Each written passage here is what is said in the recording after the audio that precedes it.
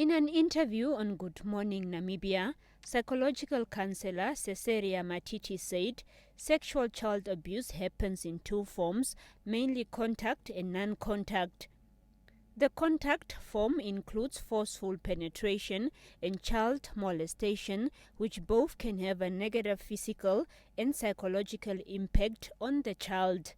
In reality, one of the most common forms of sexual abuse, child sexual abuse, is that of fondling, and the non-contact one, or the contact one, where the little boy is playing with the uncle in the room, but we don't think of those things, or when the nanny or the aunt, the aunt is playing with the little girl, the little boy, private parts, or the little boy is forced to play with the auntie's private parts. So those are the type of forms, and because they are hidden, because they are perceived to be rare, they are perceived to, like I mentioned, the misconception. So that is why they get away with it.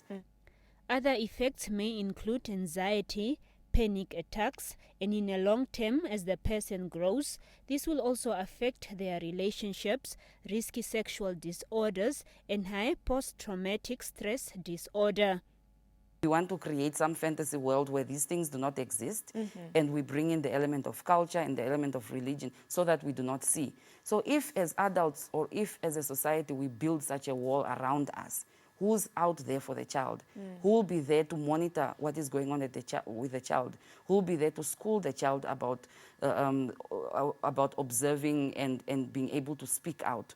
So we need to be realistic about what is actually happening. We need to come out and face the fact that these type of things are happening, and they're happening in our society, even in our homes. Matiti is encouraging parents and guardians to create a conducive environment for communication with their children, where they will be able to speak openly about any sexual inappropriateness. It is knowing what to say to the child and being comfortable to actually speak to the child. Because the reason why they do not come out with this truth is because sometimes we don't validate them.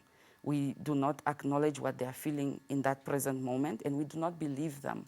So when a child comes up to you and tells you what they've been through, reiterate the fact that you are with them, you believe them, and you trust them enough not to tell whoever has frightened them, because usually a perpetrator has some form of power over the child.